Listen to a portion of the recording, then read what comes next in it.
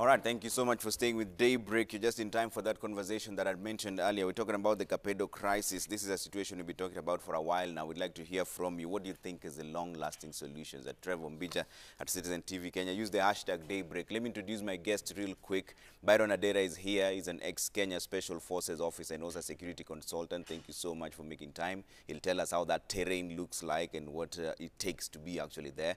Hannah Mudhoni Macharia, lecturer, School of Security and Peace Studies, Kenyatta University. Thank you so much for making time. And Simiyu Werunga, President, Advisory Council of Geneva Center for Africa Security and Strategic Studies. He's joining us also on Skype in Geneva. Thank you so much for making time. Simiyu, I'll start with you. We have had this discussion with you for quite some time now. Why is it such a hard nut to crack? Because the government has refused to crack it. That is as simple as it sounds. Yeah. Because Trevor, KAPEDO is a very small triangle, and I don't know that I mentioned to you, I was given work by the House of the Senate in 2015 to undertake a research on KAPEDO, Laikipia, and Mandera. And I took about 2.5 months to do research. I sent people on the ground. We had interviews, and I shared this draft report, not the final one, draft report with the Senate. And we've discussed about KAPEDO for many years. The only problem we are having in our country is that the government has refused to act. It is as simple as that. Simiyu, when you say government has refused to act, they say they are there now, the security forces. In fact, they say they know where the bandits are. In fact, hold on, let me play a soundbite. I spoke to the regional commissioner, George Natembea, the Rift Valley regional commissioner. This is what he had to say on where the bandits are. Listen. We know where the bandits are, and that's where we are focusing on those areas. Of course, some of them are running away. We've got information that they're going to West Pokot and may even run away into Uganda. But the luck will run out soon, because even those areas will put our officers on high alert. Even areas of Samburu and Elgeyo Marakwet, we've gotten reports some of them are running towards those areas. We've sealed all those escape routes because we want to have a very serious discussion with these bandits within Baringo. They've been roaming around and killing people. Why are they now coiling their tails and running? Let them wait for us. We will sit down and talk, so that they can get the message once and for all that killing civilians and killing security officers is not an option that they have. Simi, you still think they haven't acted and yet they're there right now? Let me give you a small talk about statecraft. Yeah. National security must be done within the realms of statecraft. Now, there's something we call political power projection, instruments of political power, and instruments of national security. The only person who can leverage those instruments is the President of the Republic of Kenya. What do we mean by instruments of political power? The president has instruments of power, which includes the military, the economy, diplomacy, and sometimes we add in finance and intelligence. But in the spectrum of Kenya, the president has the military as one element of his instruments of power. Why do we call the military an instrument of power and not the police?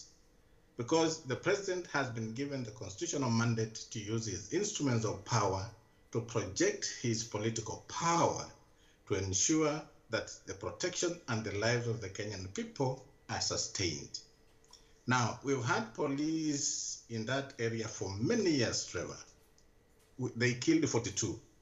They killed 21. The other day I was reading they killed a very senior police officer. They have now killed, I think, an OC or a detachment commander. How do we, in modern Kenya, allow that kind of thing to happen in a small area like KAPEDO? And what we hear from the minister is once and for all. What we hear from Natembea is once and for all.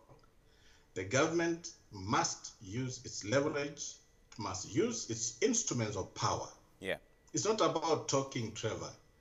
the instruments of power have been consolidated under the Constitution to give the president the leverage to use them to ensure that the people of Kenya are safe, secure, and are living in peace. All right. For as long as they don't do that, we hear declarations from the minister, we hear declarations from Natembeya, that will not work. All right. We want the commander-in-chief of the defense forces and the president of the Republic of Kenya to declare that this is what the government is going to do, so that when you send there the military, I mean, obviously the police have been overwhelmed. The police have been there many times. We are not saying they are good, they are not good. We are saying they're just being overwhelmed. But you see, when you send the military, let me just finish, I know I'm talking a bit too much. The military's rules of engagement are completely different from the police way of engagement. We did this in 1984 in West Pokot. I was involved. I was a young officer, I was a military officer, I was an artillery officer.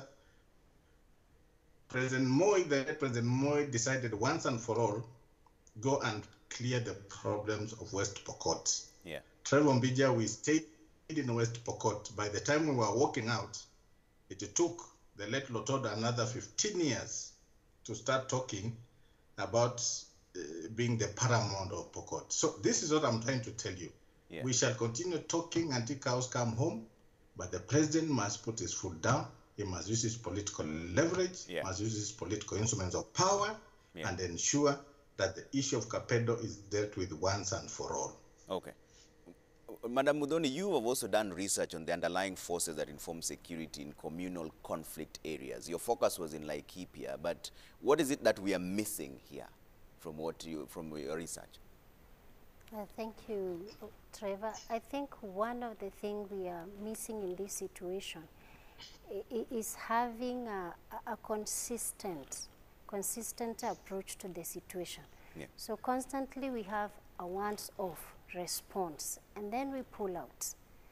And the system, like Simiyu is saying, you leave a system that is a bit weak and also lacking institutional support. So, and the fact that there is a lack of that institutional support then allows this group to constantly hit back. So we do need an established system. One, we need to stamp the authority of the state in this area, but we also need conversation with the community member. What are these underlying issues? What are these opportunistic factors that the perpetrators take advantage of? And that means once we go and leave, then there constantly remain opportunistic factors that are taken advantage of. So what are some of these opportunistic factors that you found out? I think one is the absence of the state. Because once there is no established system of the state in area, in terms of security officers being there, then that means somebody takes advantage of saying, I am in charge of this area because there is no one.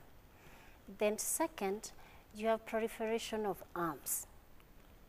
Groups that are able to hit armored vehicles, that speaks a lot. And the fact that there's constantly arming and rearming, and it's an arms race that appear to persist, then it means there's a system already taking an advantage of a continuation of militarization, and specifically among the civilians, the possession of arms. That becomes opportunistic. I return an old gun, but I still keep a new one. And that means that's an opportunity for me to keep rearming. Yes. Byron, you've been in such places before. What happens on the ground? You're an ex-Kenya Special Forces officer. You would know how this happens there. Of course, what happens on the ground is revolves around the factors of the extension of raw power, as Simiyu puts it. Be it the military element of national power, which is an extension of the political one, as Simiyu puts it. Then it becomes, of course, there's a whole load of considerations that are taken into a balance with regards to the extension of that power. But interestingly, it now pushes us into a region where we shine a strong light on the government, Yeah. and by extension, the figurehead of the government, as Simiu puts it. But, you know, there's a lot of issues that are involved even with regards to the planning processes that go into, you know, the equation as regards to how, who is involved, the how is done, and the what is done. I think fairly much, as we have realized, KAPEDO has been a household name for the longest. Yeah. And sadly, there's been loss of lives, livelihoods, and several other, you know, ills have had to happen, which, as Madam here says, has a foundation on a lot of underlying issues. You know, Yeah. to an extent that someone arms themselves and carries sophisticated weapon systems, the whole idea about disarmament, for that matter, has got to be pegged on the initials, you know, the backgrounds, which is why did they take up arms, and why do we allow those spaces and within a space of time to have opportunities for individuals to arm themselves, yeah, and, you know, extend an ideology or an agenda. So it's very important, by the way, and very interesting, that the extension of raw power, you know, and mechanical as it may sound, may not be scoring very good goals at the end of the day, because there's been presence of security operators, there's been security operations, as Simiu puts it, dating back to, you know, the 19th, okay? But then if we are just scratching the surface and being very reactive to, you know, the symptoms at the end of the spear, yeah, then we might be missing a big point in terms of addressing ourselves to the causal factors. Yeah. You know, interestingly, just like any other diseases like malaria, typhoid, and all the rest of it, societal ills have causal factors, yeah, and they have the modes of transmission which may be presenting themselves to us in terms of the symptoms that we see. You know, banditry, it may be border issues, it may be proliferation of small arms, but they address themselves to a bigger picture, which is an agenda, which is an enduring agenda. Yeah. It could be that we've had, you know, widespread marginalization of some spaces and within time in this country, yeah, that we cannot address by just an extension of boots on the ground or the military element of national power, as they call it, under maybe some arrangement like what we did in Mount Elgon, which we call MACA Ops, yeah, so military aid to civil authority. But then that has got to be thought through very, very thoroughly with regards to how are we going to address ourselves to the causal factor, so that when we pull out or when we decide to stay on the ground and you know, make people feel part and parcel of the country, yeah, then those are the interventions that are got to be considered side by side, yeah, in the grand scheme of things, with regards to the way the societies are governed, with regards to the way we sort out the historical problems, yeah, of marginalization, and then give them an agenda to run on. Give them something that's a winning, you know, mindset with regards to the way they socialize themselves. So that's, yeah, socialization is very important.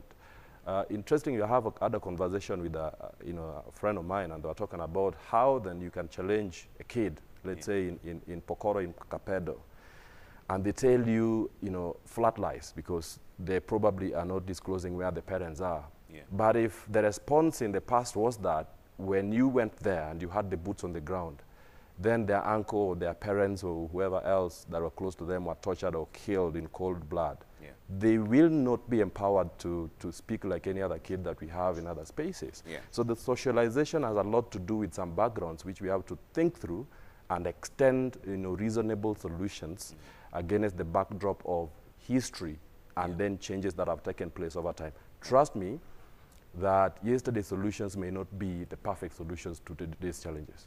Things have changed over time. A lot of things have gotten to this space, and perhaps other societal ills have also reared their head, yeah, in the same place, churning out different challenges which may not benefit from old or you know, solutions that probably, you, yeah, know, gave some answers. Being fielded now. Okay. Yes.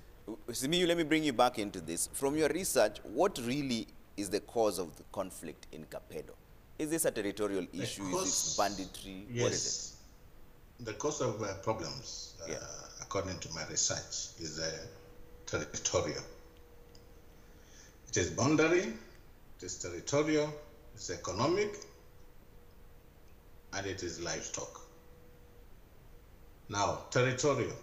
When you read the story of KAPEDO, and I could be wrong, I'm sure many other people have done their research, we are told that the Turkanas were taken to KAPEDO on their way back home by a certain colonial DC in around 1920.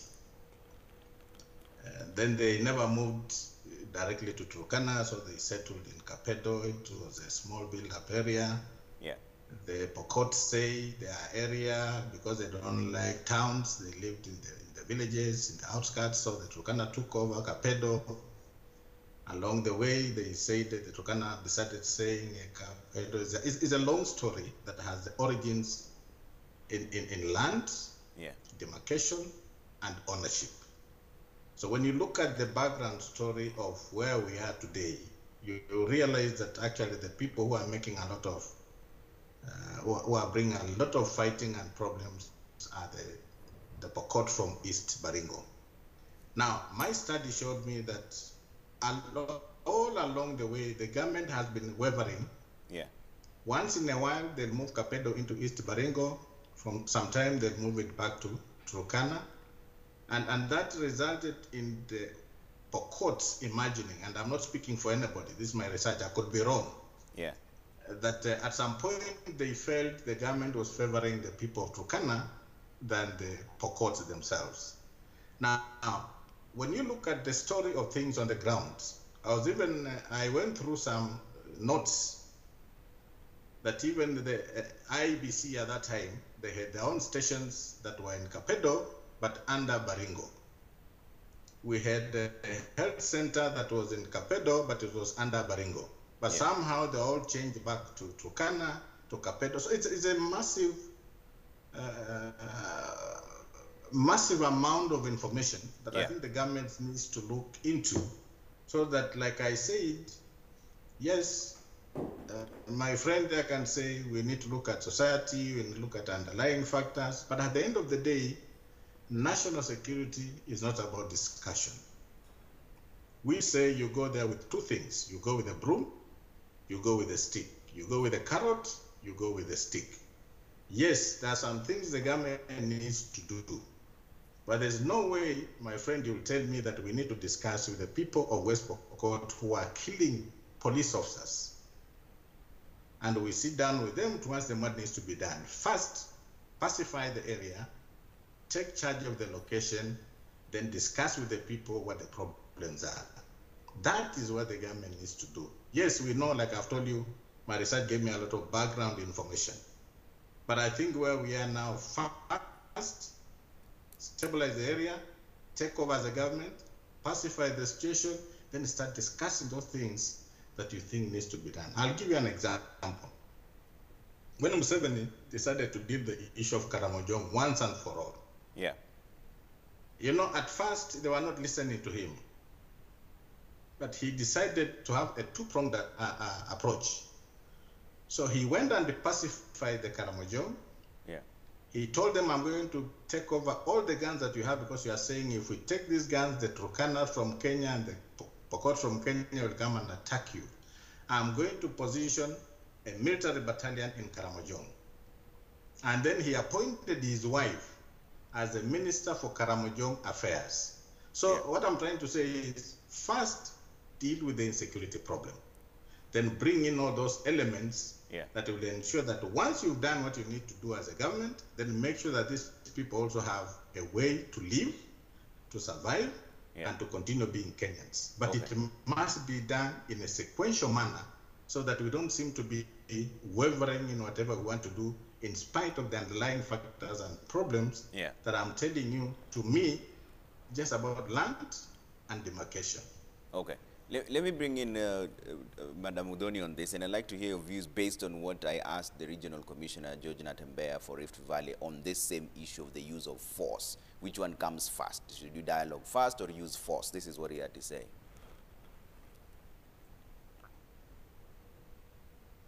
First option. I've spent almost now 1.5 years in the Rift Valley as the Regional Commissioner, and we've held peace meetings there. The last peace meeting we had, actually all the governors in the region, including Nandi and Uasin Gishu, attended that meeting, including all the senators, members of parliament, and we agreed on certain things to do.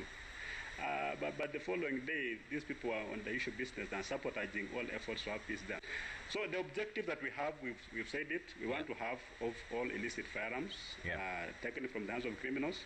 We want the perpetrators of crime, because they are known, we want to have them arrested. Number 3, we want all the stolen livestock over the years, because it's still in that area, we want it recovered.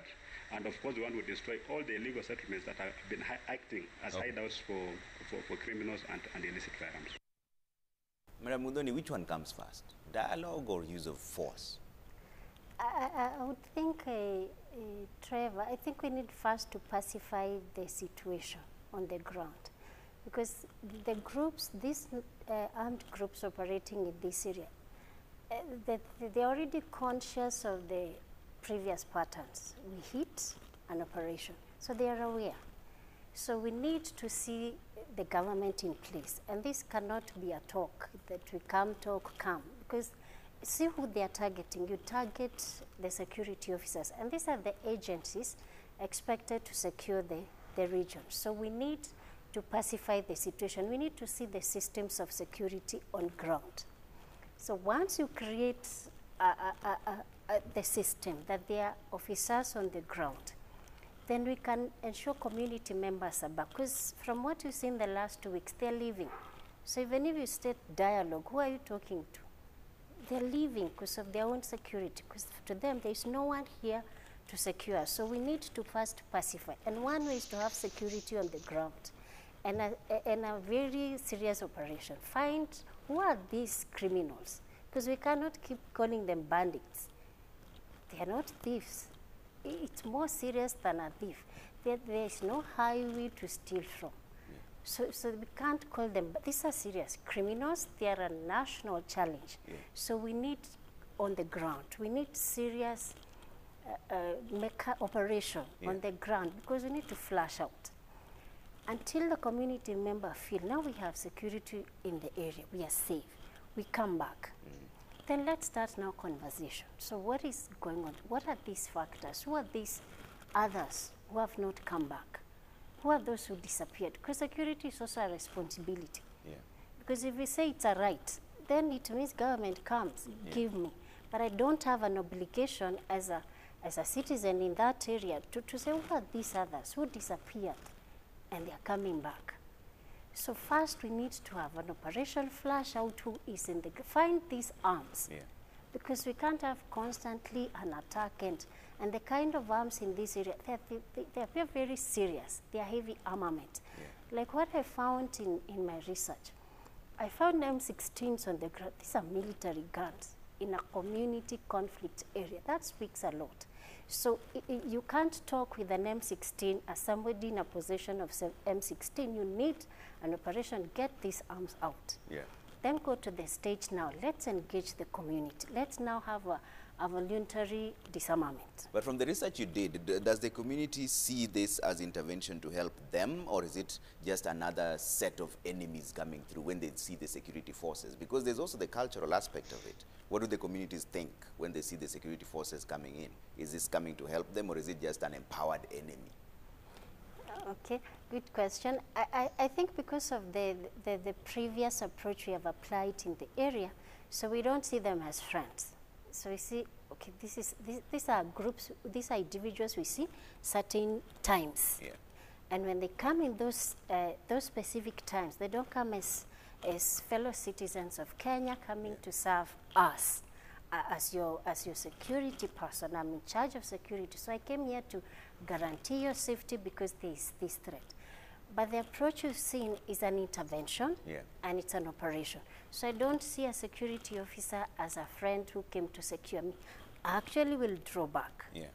And second, because the groups operating in this area appear to be filling a void of security. And then there's the approach of the cultural element of who gives us security. Because if you look at this community, they do have their own constructed understanding of security. Because security is very fluid. So we conceptualize our own understanding. And much of what you find in our understanding of security borrows a lot from local vernacular words. And if you interpret the vernacular words of security, they have no equivalent in English. And you won't find my vernacular word saying crime. Yeah. But when state look at this group, they are criminals, they're breaking the law. But then draw in the cultural understanding of security. You have two variances. Yeah. And you'll find individuals saying, even if a police is here, I will still secure my people. So what are you saying?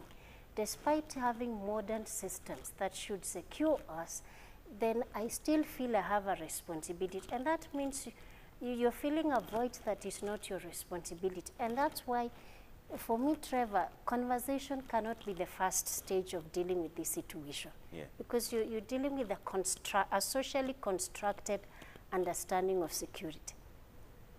Byron, what happens on the ground when the boots are sent there? You mentioned Mount Elgon. Yes. Do you get instructions that this is a scorched earth approach, or what happens? Because there's a lot of humanitarian crisis issues that is coming out from there. Absolutely. It's going to be a humanitarian drama with regards to the way the operations outcomes will be looked at the end of the day. And it has a lot of bearing on, just like I said, in simple terms, as regards the strategy, the who, what, and the how. And the how things are done and have been done in the past is very, very critical. Of course, it's really sad that we've had to lose individuals in hordes. You know, we had to lose over 40 security officers, you know, policemen, in a very sad ambush in the same area back in 2014. And then we are talking about another 20. And then recently we are talking about some senior security officers who were actually ambushed and killed on the 17th of January this year. Those are incidences that are unacceptable. Yeah. And to make it very clear, those are incidents that have got to be addressed by having, you know, boots on the ground to pacify, identify, single out the criminals, you know, and then get them out of that idea, you know.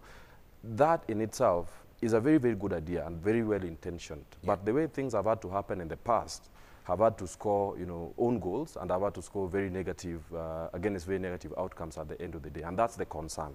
Those are the issues that I feel we need to address.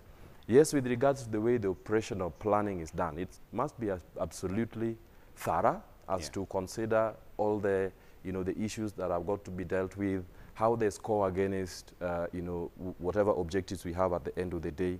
And they could be graded from, you know, being scalable solutions, so short, mid, long term. And as Madam has clearly said, the fact that there's a constructed social understanding of what all these societal ills and the needs that are borne on the shoulders of the individuals that are living in these spaces have got to be reversed in a way that makes them understand that there's a superior narrative that we can buy into. And the full buy-in doesn't just get encouraged by having, you know, intermittent presence and then you pull out. And of course, again, by having operations that are done in a very haphazard way that generates, you know, negative outcomes at the end of the day and leaves the societies feeling more naked and with more gaps that need to be filled by their own, and of course with their own understanding. And that's why the dialogue is very, very important.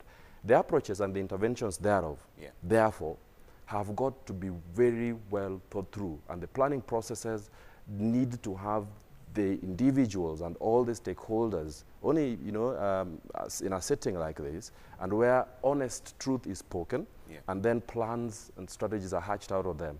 And be it having boots on the ground, it may be decided that, and I've been in some of these harsh terrains and harsh areas where, you know, trainings and be it the police or the army trainings take place. Baringo has been one of them. You know, Marigat is a training area.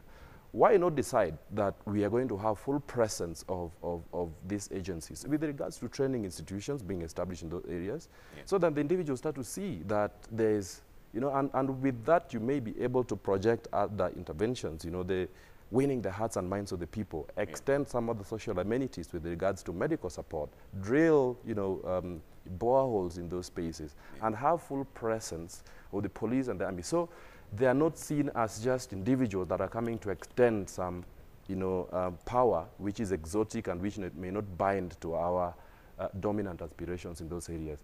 The terrains are as hard as they can get.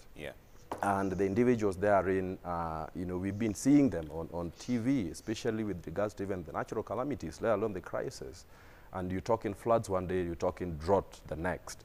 And you and I are dragged into, you know, sending money into pay bills and things like that to support individuals therein. Those may not be permanent solutions. And so permanent solutions need to be hatched out with regards to having a proper look at what's going on in those areas, and then come out with the realistic solutions that are long-term and not just band-aids, which may fail, fall short of addressing the underlying issues as well. Okay. Simiyu, we've seen political arrests being made. Does this help in any way? Before I even get there, I want to, let me add on what the lady said. Yeah. Crime, it has it's a stool of three. So we have the perpetrator, the victim, and the society. Yeah. Society creates the gaps for the perpetrator to commit a crime, and the victim is left open so that the perpetrator can commit a crime to the victim. So even as we say that we need to talk to the society, it is the same society where these criminals are coming from. And I'm old enough to know, Trevor, we've been in that area for close to 30 years. Surely, if it is the people who are willing to work with the government so that these things are stopped once and for all, this is something they could have done many years ago. I'll tell you an example. We went to, that shows you how old I am, we went to Lokchogyo in 1989. We went to Kibish in 1989, and at that time, the bandits had killed 15 police officers. And Trevor, they killed these officers around 11. By the time the military was getting on the ground, these officers were bones because the vultures had already eaten them, and so we were just picking bones. And we did an operation. I know sometimes the way it is done is not very professional, but that's not the intention of the commanders or the people who ask their officers and the servicemen to go on the ground. Because the way we do it also, like my friend said, is different. But the issue here is, it is the responsibility of the government to secure the Kenyan people and their property. If you have the audacity to ambush a police officer, you have the audacity to kill 21 police officers, you have the audacity to kill 42 or 40 police officers, then surely you are not a person who is ready for discussion. So even as you speak about talking to the community, these criminals emanate from the community.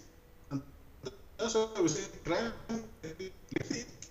The community creates the space, it creates the perpetrators, and the perpetrators are happening. So even as we want to deal with the criminals, where are they coming from? So, we can talk as good as we want to talk, but at the end of the day, the government has a responsibility under the Constitution to ensure we have peace and security in Kenya. So let me come to the point of politicians. One of the things that I also discovered when I was doing this research, we're told cattle rustling has become a commercial entity. And some of the things, some of the people who are perpetrating this were politicians. We didn't get any name, but that was a story all over the ground. So yes, there's a talk, and there was a talk that politicians are part and parcel of the problem on the ground. I'll give you another example. Around the same time, I think 2013, we used to have these things so-called caravans. Yeah. Things I've never supported until today. And we went to do so many things over there, to slaughter cows and do those things and claim this thing is now over. The moment you turn your backs, not a week passes, they're back at each other. Yeah. So yes, discussions have taken place, arrested. But I'm telling you this time, even as a peace-loving Kenyan, let the government take charge. There's something my lady friend was talking about, having ungovernable space. In culture, in cultural aspects, they are called, there's something we call distant decay. Yeah. Distant decay is this phenomenon where you start disengaging from your colleagues slowly without you knowing. Yeah. And at some point, you realize you have very little in common with your colleagues. In governance, we use the same words. The government might be present in KAPEDO, yeah, but they are not present in terms of interactions, in terms of exchange, yeah. And therefore, if the camp is seen to be somewhere there, and these people are not interacting and talking to the people on the ground, or doing pacification through other means, using the carrots, then it becomes also very difficult for the government to do what it needs to do. So therefore, like I say, pacify, yeah, settle the problem, then come up with other programs that will assist the people on the ground as the government continues to ensure it has taken charge, yeah, of those spaces in KAPEDO.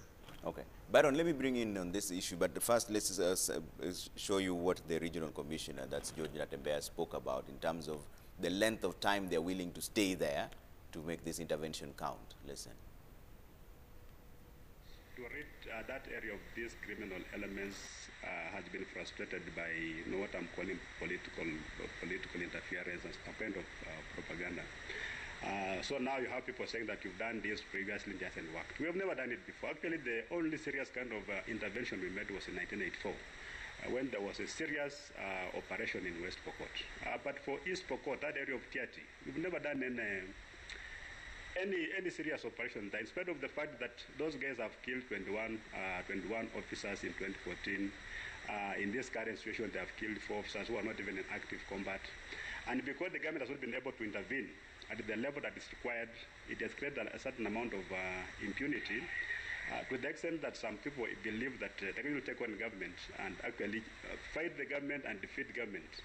That was some of those characters are expecting. But this time around, I'm saying we are going to do all it takes to ensure that area, we restore normalcy, we restore law and order, so that the citizen living there can also live like any other Kenyan elsewhere. Byron, when you guys are on the ground, do you have a difference between punishment and restoring security? Because you hear him say that when they attack policemen, then they are daring the police officers, and now we need to teach them a lesson. Is there a difference between punishment and restoring security? In terms of what operations orders specify, which we call specified tasks, there's a vast array of implieds, which we call implied tasks. And these come about as a result of very well articulated, plans and processes and how it's applied and when and where it's applied with regards to the objectives that are going to be met at the end of the day. So targets are very well chosen. If it's the bandits, and I'm really happy that the commissioner did say that they know exactly where the bandits are and they know exactly who they are. It should be then a very easy walk through these operations, and with very clearly set out objectives with regards to the way the targets are defined, the length of time, the operational limits of exploitation with regards to how then we select the targets and segment them and address the whole operational procedures with regards to the pacification, with regards to processing of criminals, because it's not just the Scott theory that you talked about. Ideally, milking information and intelligence out of the perpetrators of these ills affecting KAPEDO is of most importance as well, with regards to the way that kind of information can be used to draw up solutions that are going to be winning, and creating superior narratives that are then pushed back into the society and win over the good ones, which is the full buy-in that we're talking about. So the vast array of interventions with regards to even the extension of operational, processes, the extension of arms and boots on the ground, have got to engender the, peace and security for all at the end of the day, which means eliminate the bad guys, treat them to justice or serve justice, but then again, win over the good guys. Because as been said, the void has been filled by people who are looking like the champions of security and safety for the society as they are in that space. If you went in without a very well articulated operational plan, and instead of winning over the good guys and addressing the bad guys to justice, it's done in a very haphazard way, which then affects even the good and solidifies their resolve on the bad guys that you're trying to address, you know, and serve justice on or to, then you are not scoring the good goals at the end of the day. And the operations can drag for as long as it takes. But sadly so, it may cost a lot of lives. It was a lot of lives, even to the good ones and the bad ones, and even the own forces, because battle is not a contest where it's very assured as a result of the outcomes, with lots of lives and potential loss of livelihoods as well in the big picture. Yeah. So these are the things that we got to articulate and think through very, very clearly with regards to the way we put boots on the ground. Sadly, we've had to see that very well-intentioned processes, and I can draw very good examples from the operation that went down in Mount Elgon, where we fought the Sub-Bound Land Defense Forces.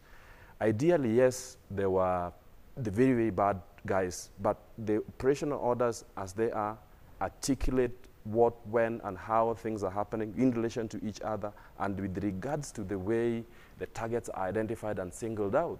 Yeah. So there's the whole element of particularity with regards to the way the plans are done, and forethought with regards to the outcomes that we have to fix our minds to whenever you are in such spaces and operating, with the big picture, of course, in mind. Yeah. Muthoni, you know, there's the issue of political arrest that we're talking about earlier on with Simiyu. Did you find some level of cultural conflict in your research, whereby the people see these same people that are called so-called bandits as their protectors or even the heroes of the community, so that if they go and take animals from one side, the Morans have come back and they are our heroes? When the security forces come in and fight those same Morans, now our Morans are being beaten by security officers, and yet the other Morans have been left. And that essentially then empowers the other Morans from the other communities to come and fetch more cattle from this other side, which in itself then brings conflict. Is there the issue of cultural conflict that needs to be addressed first before the military set in? I think there is one based on the fact that of the understandings communities have created about what the security means for us and who is responsible. If you look at generally our construct is that I'm the protected, they're the protectors. So that automatically creates a gendered perspective of security, that men have a role to protect us, and if they do not go to protect us, then, and you will hear women singing songs that, oh, we are not very safe. Look, this man went to radio, has come back with nothing.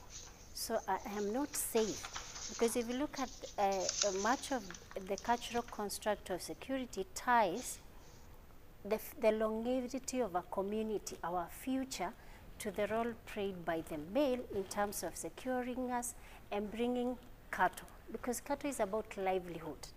And again, with cattle, it allows you to marry. And with marriage, it's about the sustainability of community, because it means you can marry, you have children. So that pushes men to play a role in the society. And those who don't, you find they get a feminine label. So you're like women. So you're not able to, even where there is no threat, you're forced to take arm because you need to be seen you're not a woman.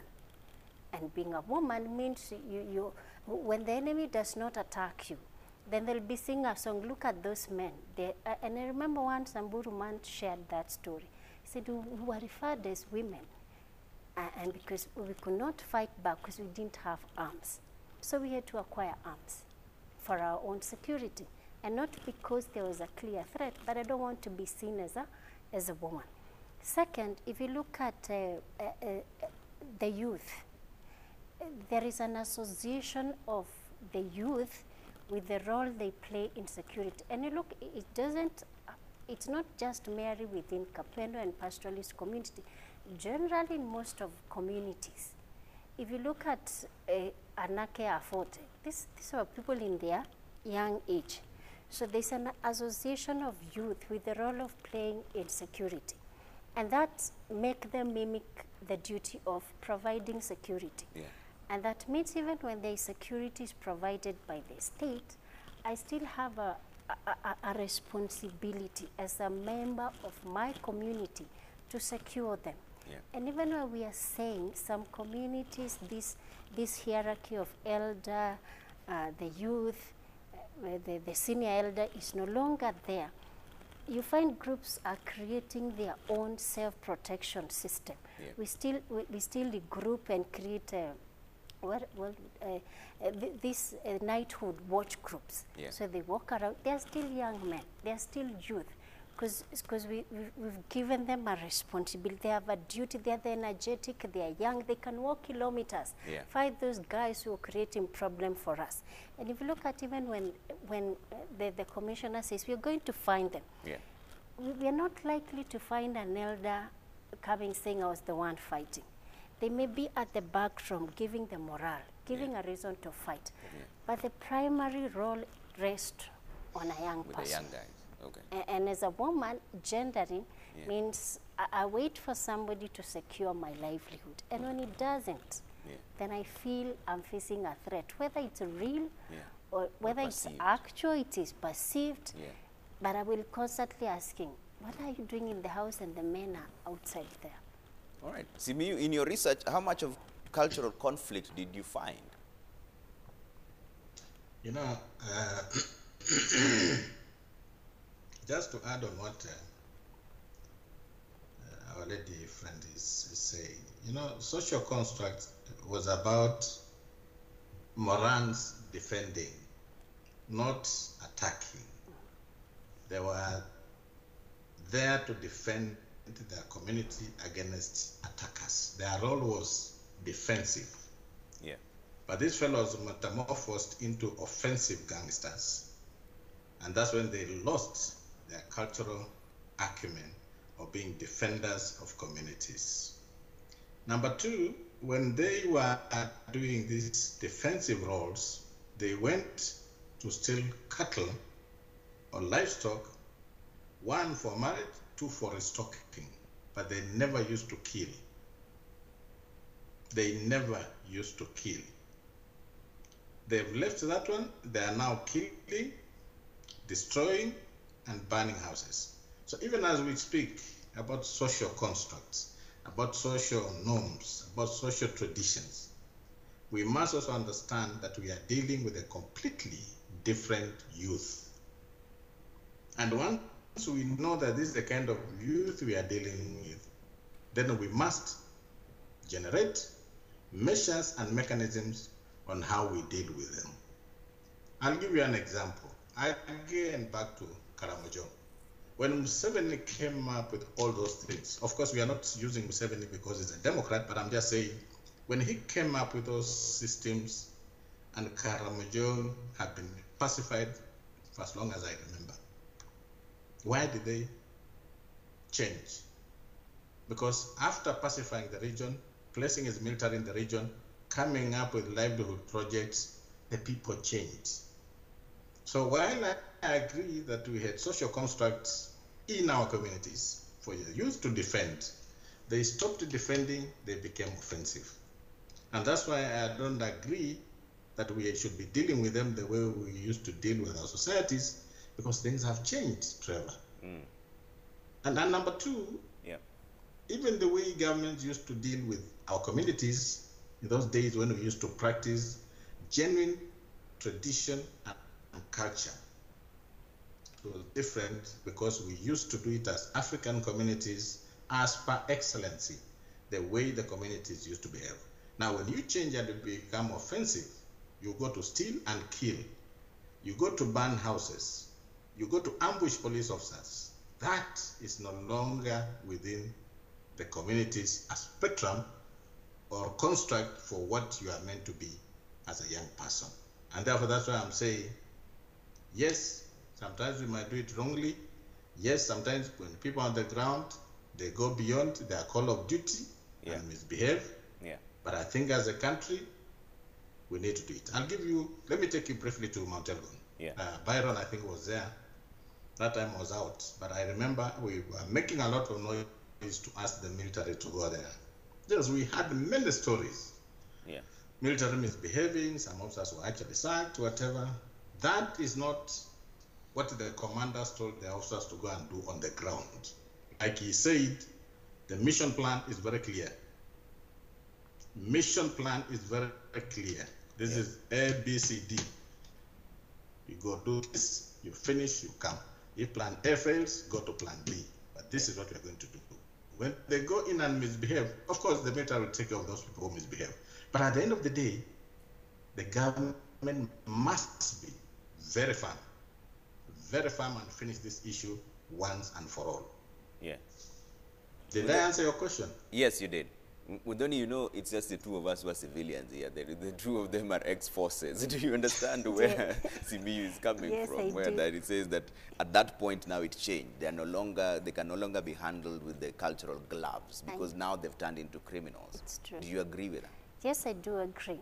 Because if you look at, like Smu is saying, you went to raid for and you only raided specific. And sometimes there are notifications, so you know there are signs there. And mostly you raided that what you found with there is no shepherd. So you take that. And when I come, I will also look specifically where there is no shepherd. But what we are seeing now, and the traditional bit did not have use of arms, like what you're saying.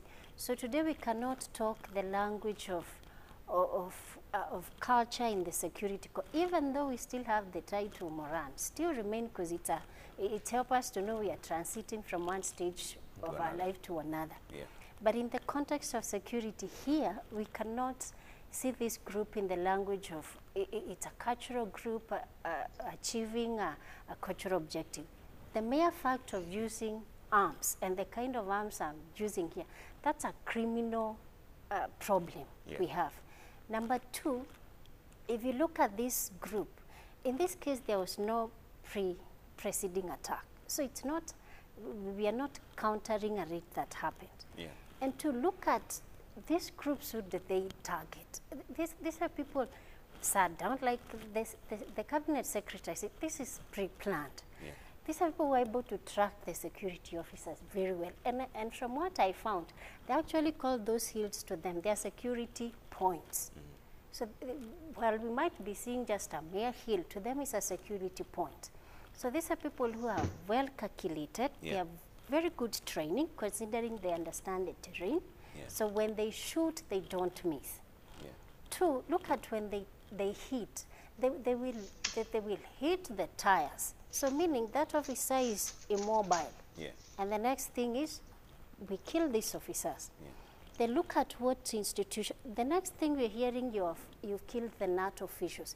So they are targeting specific institutions that are very key to transforming this area. Because this is about the teachers.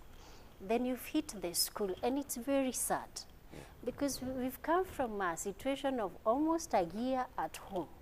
So it's a point where we are happy, our children are back to school. But you target this institution, so it means you're creating another group of young people who will be back at home, and you create a group that can easily be attracted by these same groups that are attacking our security officers. So we cannot see them as cultural, quote-unquote, protectors. These are people who are a national concern for this country, and we need to see it as that. It's not a communal problem. It's actually a national challenge by the characteristics these groups are adopting. All right. Byron, does the security officers, what do they understand when they're told this is a special disturbed area? The curfew is dusk to dawn. Is there anything like negotiation in your language? When you walk in and the boots are on the ground, this is a disturbed area, curfew is dusk to dawn. Are there any exceptions? Would you meet someone and ask them, so my friend, why are you walking in at 7 p.m.? I'm going to pita na ye. Not at all. There's good training, and professionalism would dictate that you exercise sound judgment. Even when that target comes within the crosshairs, you decide whether to pull that trigger or not. It could be someone who's left their home in the dead of the night because they were just sick, or it's a woman who's going to deliver in the next hostel. So enforcement of law and order, and by extension, the extension of military element or national power, and some, engagement, which we call then the MACA ops, military aid to civil authority, has got to be understood and pretty much interpreted within those professional boundaries. So yes, in dealing with, the so-called bandits, if a person has taken up arms and he's in an area that is been marked as dangerous and not governable for that matter, then the operational planning processes will mark those places as such, and the operators will get to understand their roles and the limits of exploitation with regards to the way they deal with those targets. The concern, as we've seen it in the past, there's been a bit of excesses on the part of the way some operations have been done, and which again do not really extend that professionalism we're talking about. With regards to the way even individuals who are not marked and seen in the light of them being criminals or bandits for that matter, get to suffer the consequences that are marked, maybe unspecified, as those that are allowable to meet the force as is. Yeah. So it's a tight work, and there's a lot of balance that have got to be taken care of with regards to the way the operations are done. Yeah. And that's why the operational planning, however sharp and abrupt it is, there's a lot of work that goes into putting together an operations plan, which has got to specify, different roles, and individuals are got to see themselves within that task organization as to what they actually do at the end of the day.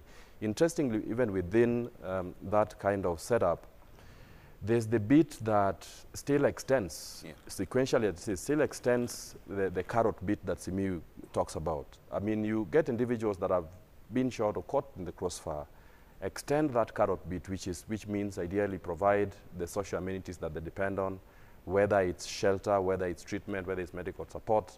And when that plays into the big narrative where you are engaging in the winning of the hearts and minds of the people, which is very, very vital for the operational objectives that are going to be met in the grand scheme of things at the end of the day. Okay. I have to take a quick break here. When we come back, we now take closing remarks in terms of what is the way forward. I see some of your feedback. I'll add them right after this break.